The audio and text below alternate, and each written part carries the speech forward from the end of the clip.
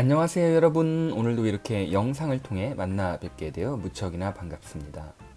코로나가 온 세상을 휩쓸어 버린 지도 이제 2년이 되었습니다. 인류의 역사상 듣도 보도 못한 바이러스는 빠른 전염성과 함께 목숨을 위협하기에 충분한 아주 무서운 것이었습니다. 현재 빠른 백신 접종으로 집단 면역을 준비하는 세계 여러 나라들은 긴 경제의 늪에서 빠져 다시 활기를 찾기 위해 노력하고 있습니다. 한국은 그 어떤 나라보다 K 방역으로 전 세계에 모범을 보이며 비교적 안전하게 긴 어두운 터널을 빠져나오려 하고 있는데요. 코로나는 한국의 큰 위협이기도 했지만 국민과 정부 그리고 기업은 이 상황을 그냥 위기로만 치부하지 않고 세계 무대에 이제 과거 패스트 팔로워의 지위를 미래의 이제 퍼스트 무버로 빠르게 전환시키기 위해 커다란 기회에 도전하고 있습니다. 정부의 한국판 뉴딜 정책이 대표적인데요. 이에 기업 또한 그동안 축적해놓은 기술력과 높은 경쟁력으로 세계 무대에서 아주 놀라울 정도로 사업을 확장해 나가고 있습니다. 특히 반도체와 2차전지 산업 분야에서는 한국 기업들의 약진이 세계 경제의 중심에서 한국 기업들이 얼마나 핵심 사업에 기여하는지 잘 보여주고 있을 뿐만 아니라 한국의 기업들이 세계 경제에 얼마나 중요한 역할을 하는지 알 수가 있을 것입니다. 반도체, 2차전지, 전기자동차, 수소경제, 신재생에너지 산업 분야뿐만 아니라 이에 파생되는 기업들의 성장세는 올해 1분기 기업들의 양호한 실적의 흐름세에서도 찾아볼 수 있을 것입니다. 코로나를 거치면서 이러한 한국 경제의 놀라운 실적 성장세는 코로나 이후에 더 큰 기대를 모으면서 과거 코리아 디스카운트를 해소할 뿐만 아니라 세계 경제를 리딩할 수 있을 만큼의 역량이 충분할 것으로 저는 무척이나 밝게 개인적으로 전망을 해봅니다. 이러한 밝은 전망은 OECD의 최근 한국에 대한 올해 경장 성장률을 3.3%에서 3.5%로 두 달 만에 0.5포인트 상향하는 기사를 통해서도 알 수가 있겠습니다. 이러한 전망은 중국이나 미국과는 다르게 수출로 국가 경제를 지탱해야 하는 한국 기업들이 절대적으로 높은 수준의 경쟁력이 없으면 시연할 수 없는 일로 국내 우리 기업들은 기업의 가치를 제대로 평가받지 못했던 과거와는 다르게 점차 그 가치를 세계 무대에서 입증을 하고 있습니다. 특히 코로나 시대에 전 세계의 정부는 너도 나도 할 것 없이 경쟁적으로 경기 부양을 위해 엄청난 돈을 시장에 쏟아 부었습니다. 시장에 굉장히 많은 자금이 풀렸는데요. 한국도 재난소득이라는 명분과 함께 이러한 기조에 적극 동참을 했고 시장은 이러한 적극적인 정부의 노력으로 유동성이 풍부해졌지만 이러한 인위적인 방법이 결코 올바른 형태로 경제 성장을 뒷받침하고 있지는 않는 것 같습니다. 억지로 시장에 돈을 쏟아 부은 결과는 어느 정도 경제의 버팀목이 된 것도 사실이지만 이렇게 양극화로 인한 부의 편중이 더욱 심각해져서 사회적인 문제를 언젠가 걱정하지 않을 수 없게 되었습니다. 가진 자는 더 많이 자산을 가지게 되고 어려운 사람은 점점 더 삶이 고달퍼지는 그런 세상을 우리는 지금 살고 있다고 해도 과언이 아닐 것입니다. 어쨌든 시장은 풍부해진 유동성으로 인해 한 가지 걱정을 하지 않을 수밖에 없는데요. 네, 그게 바로 인플레이션입니다. 분명 시장에 유입되는 유동자금은 경제를 살찌우게 됩니다. 그러면 이제 자연스럽게 물가가 오르는 인플레이션이 와야 경제가 더욱더 성장을 하게 되는데요. 이제는 그 시점이 도래했다는 것이 오늘 영상을 준비한 핵심 포인트가 되겠습니다. 바로 금리가 오를 것이라는 전망이 자연스럽게 나오는 그 시기가 된 것이지요. 요즘 각종 언론에서 테이퍼링이라는 말이 너무 자주 나오는데요. 이것이 바로 금리를 올리기 위한 시장의 사전 경고음이라고 보시면 맞을 것 같습니다. 그 테이퍼링은 이제 점점 가늘어지다, 끝이 뾰족해지다 라는 뜻으로 2013년 5월 당시에 그 벤 버냉키라는 그 미 중앙은행 그 페드죠 의장이 언급하면서 유명한 말이 되었는데요. 양적 완화 정책 속에 이제 자산 매입 규모를 줄여갑니다. 이게 이제 어떤 걸 의미하면은 시장에 자산을 매입을 하는 것을 줄게 되면은 시장에서 이 자산을 매입해서 시장에 자금이 풀려야 되는데 그걸 안 하겠다는 얘기입니다. 그러면은 쉽게 말해서 정부가 시장에 돈을 더 이상 넣지 않겠다는 의지라고 이해하시면 되겠습니다.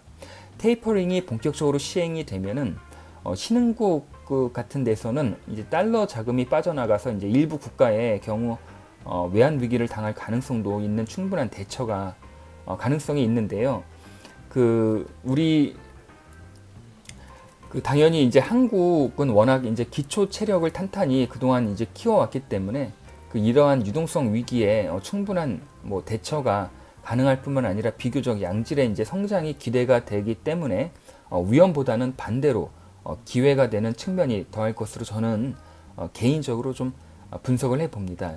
외환 위기가 이렇게 이야기가 나와서 그러는데 저희 1997년 말이었죠, 정확히. 한국의 국가 부도라는 초유의 사태를 맞이합니다. 당시 이제 노무라 증권에서 발표한 보고서 한 장이 불씨가 되었는데 이 증권사 보고서에 따르면 당시 대우그룹이 유동성에 문제가 되어 위험하다는 것이었습니다. 그 당시에 한보철강을 필두로 대우, 기아, 진로, 외환은행 등 당시 국내 굴지의 대기업들이 몽땅 사라지거나 외국 자본에 넘어가 버렸습니다. 영화를 보시면 아시겠지만 거의 경제 대부분에서 이제 실업자를 끊임없이 만들어냈습니다. 특히 종금사와 저축은행, 심지어 이제 1금융권도 하루가 멀다 하고 문을 닫았는데 앞뒤 상황 가리지 않는 무분별한 대출이 큰 이유였다고 합니다. 어처구니 없게도 자기 자본 비율이 뭔지도 모르고 기업 평가 없이 그냥 무작정 무분별하게 기업의 돈을 빌려준 은행들은 기업이 도산해버리고 나니 대출 회수가 안 되어서 속수무책 그대로 주저앉아야만 했습니다. 한국은 어쩔 수 없이 IMF에 이제 돈을 빌리지 않을 수밖에 이제 없었는데요. 어찌 보면 국격을 무너뜨리는 참으로 자존심 상하는 일이었지만 그래도 한 가지 분명한 것은 이러한 큰 상처는 국가 경제의 면역력을 굉장히 높여서 그 이후 미국발 금융 위기가 왔어도 한국은 굉장히 대처를 잘 해서 큰 내상 없이 현재의 세계 경제 10대국으로 발돋움할 수 있었다고 봅니다. 그럼 이토록 굴욕적인 IMF 차관을 빌리면서 우리는 어떻게 체질을 개선할 수 있었는지 설명이 조금 필요한데요. 바로 IMF의 금융개혁 요구를 받아들이면서 한국은 금융시장을 외국 자본에게 개방을 해야만 했습니다. IMF는 한국에 돈을 빌려주면서 치욕도 같이 안겨주었지만 결론적으로는 국내 금융산업을 진일보시켰습니다. 정부는 IMF 요청에 따라 금융개혁법을 시행할 수밖에 없었는데요. 그 중에 가장 중요하고 대표적인 것이 앞서 말한 자기자본 비율이죠. BIS, 그리고 한국은행의 독립성, 금융감독기구 설립, 외국 자본의 국내 은행 인수, 금융전업주의 포기 등 강력한 금융개혁법을 입법하게 됩니다. IMF 전까지는 주식시장을 포함해서 국내 금융산업에 외국 자본이 원천적으로 봉쇄가 되었지만 IMF를 기준으로 그 계기로 국내 금융시장은 해외 자본에 완전히 개방이 되는 큰 전환의 시대였고요. 그동안 무분별한 대출로 인해 경쟁력이 없던 국내 은행들은 이때부터 글로벌 경쟁력을 갖추기 위해 피나는 노력을 하게 됩니다. 선택과 집중으로 당시에 많은 은행들이 인수합병이 되어서 현재에는 KB금융, 하나, 신한, 그리고 당시 독자 회상이 어려워 정부 자금이 들어간 우리은행과 마찬가지로 정부 지분이 많은 IBK 등 몇몇 메이저 은행만이 현재 지금 생존하고 있으며 지방은행 역시 통폐합 등의 강도 높은 구조조정을 통해 일부 몇 개 은행만 간판을 내걸고 현재까지 영업을 하고 있는 상황입니다. 본격적인 금융 개혁을 통해 어느 정도 이제 경쟁력이 갖춰진 국내 은행들은 2008년이죠. 미국발 서브프라임 모기지 사태로 인한 전 세계 금융 위기 때에도 큰 손실 없이 잘 극복하는 모습을 보여주었습니다. 이러한 위기는 국내 금융 산업 전반적으로 또 한 번 위기가 아닌 성장을 위한 좋은 약이 되었습니다. 특히 이제 IMF 때 굉장히 도산한 어떤 그런 전력과 이력을 비교해 볼 때 금융 위기 때는 굉장히 좋은 그 대응으로 인해 가지고 슬기롭게 극복할 수 있는 그런 어떤 기본적인 체력이 앞서 말한 IMF 때 이제 강력한 금융개혁법을 통해 가지고 우리나라 금융산업 쪽 특히 은행들이 체질 개선을 많이 이룰 수 있었다. 이렇게 저는 좀 이야기를 하고요. 잠깐 앞서 이제 언급한 국가부도라는 국내 영화가 이제 IMF를 배경으로 했다면 여기 이제 빅 쇼트는 라는 영화는 미국의 이제 금융 위기를 소재로 한 영화인데 이제 실화를 바탕으로 한 유명한 이야기로 주식 투자를 하시는 분이라면 꼭 한번 보시는 게 좋을 것 같습니다. 영화에서도 이야기가 나오지만 이때를 기회로 엄청난 부를 축적하는 사람들이 있기 마련입니다. 금융 위기뿐만 아니라 IMF 때도 당시 외국 자본이 국내에 쓰러져가는 기업들과 부동산을 헐값에 사들여 거의 주워 담았다는 표현이 더 맞을 텐데요. 불과 10년도 안 되어 높은 가격에 매각하여 차익을 실현하는데 지금 생각해보면 참 어이도 없는 일이기도 합니다. 미국발 금융 위기 때도 마찬가지로 미국과 세계 대부분의 나라에서는 열심히 양적 완화를 금융 정책으로 얼어붙은 시장에 돈을 풉니다. 이러한 기조는 최근 코비드 이 팬데믹 상황까지 일관적으로 이어지고 있는 것이 좀처럼 세계 경기는 중국을 제외하고는 도무지 성장할 기미를 보이지 않고 있기 때문이었습니다. 이러한 시장의 유동성과 계속되는 양적 완화 정책은 금리 상승을 억제할 뿐만 아니라 제로금리에서 한때 마이너스 금리로 인류 역사상 볼 수 없던 현상을 만들어내고 있습니다. 이러한 일관된 양적 완화 정책은 장기적인 측면에서 시장에 안정적인 자금을 공급하는 장점과 함께 장기적 추세의 저금리 시대를 오랫동안 유지할 수밖에 없었습니다. 그림 보시면 이게 이제 한국은행 기준금리의 어떤 변동 추이인데요. 2008년도에 5%대의 어떤 그 금리가 이 금융위기 이후로 계속적으로 이제 하향 추세를 하면서 지금 현재는 1% 미만인 거를 갖다 이제 알 수가 있겠습니다. 이러한 이제 기조의 변화가 감지되기 시작합니다. 그 앞서 말씀드렸지만 테이퍼링 이야기와 함께 금리 상승에 대한 기사가 계속해서 이제 미디어를 통해 나오고 있다는 것은 앞으로 언제든 금리 인상 조치가 있어도 시장에 놀라지 말라는 신호로 이해를 하는 것이 좋을 것 같습니다.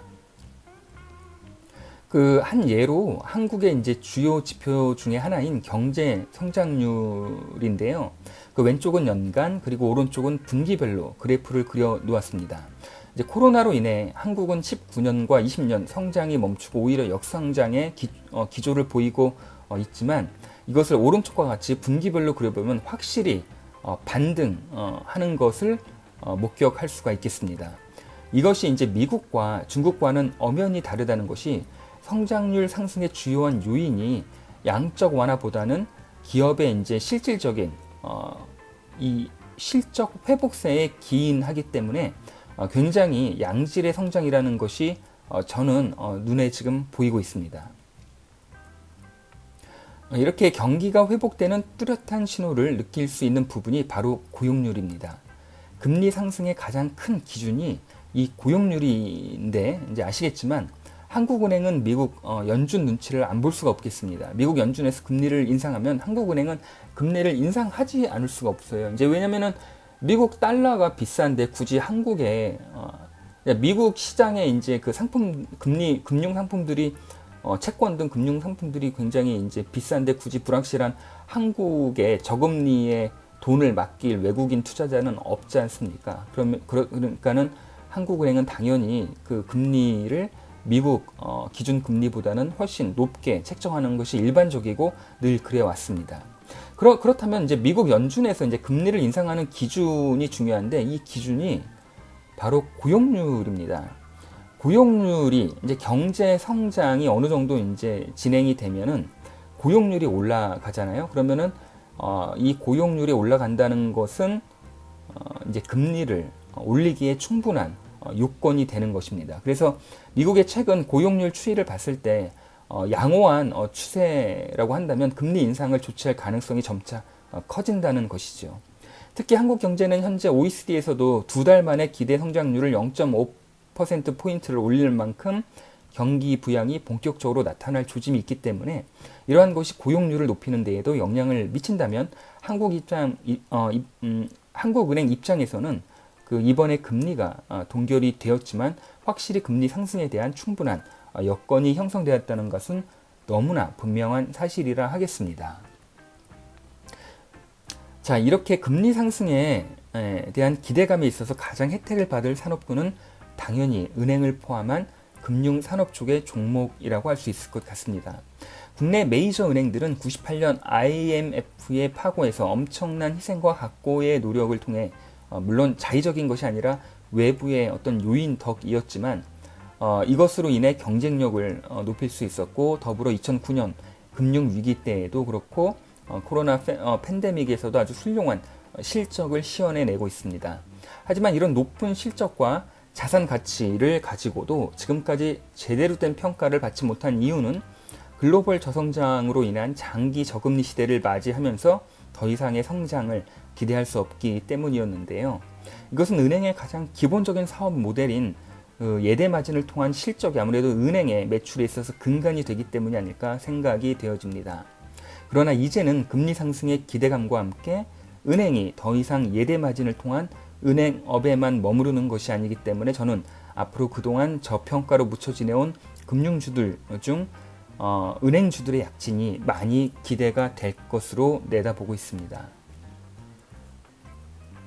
저는 국내의 여러 은행 중에서도 JB금융지주와 신한지주를 탑픽으로 선정하였는데요. 이 두 가지 이유 때문입니다. 신한지주는 은행의 본업뿐만 아니라 이제 비은행 실적 성장세가 굉장히 가파르고요. 또한 이번에 중간 배당이나 자사주 소각 등의 어떤 그 주주 가치를 위한 기업의 이제 노력입니다. 특히 그 정부의 이제 압박이었죠. 지난번에 이제 그 코로나 이 팬데믹으로 인해 가지고 그 은행의 이제 영업 관리 이제 점검 차원에서 이제 스트레스 테스트를 했는데 유일하게 이제 신한지주, 신한은행이 다른 어떤 은행과는 다르게 유일하게 이 그 테스트를 통과를 했던 그런 어떤 기사를 많이들 보셨을 텐데요. 그만큼 이 은행의 현재의 어떤 내재 가치가 굉장히 좋습니다. 그리고 이제 나머지 하나는 JB금융지주인데요. 물론 지방의 이제 중소형 은행이지만 이들의 영업과 실적은 정말 다른 시중 대형 은행보다도 더 알차고 그 현재 퍼가 4배가 안 되고 있습니다. 제가 이제 그 1년 전이죠. 유튜브 시작하면서 초창기에 소개한 종목이기도 한데요. 그동안 성장한 JB금융지주의 업데이트도 해드릴 겸 해서 이 두 가지 종목을 탑픽으로 선정해가지고 다음번 영상에 담아 보도록 하겠습니다. 오늘은 금융산업 중 은행 이야기를 하려다 보니 국내 은행들의 배경을 좀 이야기하지 않을 수가 없어서 IMF 때부터 최근 코로나 팬데믹까지 전반적으로 금융산업의 시각에서 한국 경제를 잠시 이야기해 보았습니다. 오늘 영상은 이 정도에서 마무리하도록 하고요. 다음번 영상에서 신한지주와 JB금융지주 종목 분석으로 다시 찾아뵐 것을 약속드리겠습니다. 긴 시간 끝까지 영상 시청해 주셔서 감사합니다.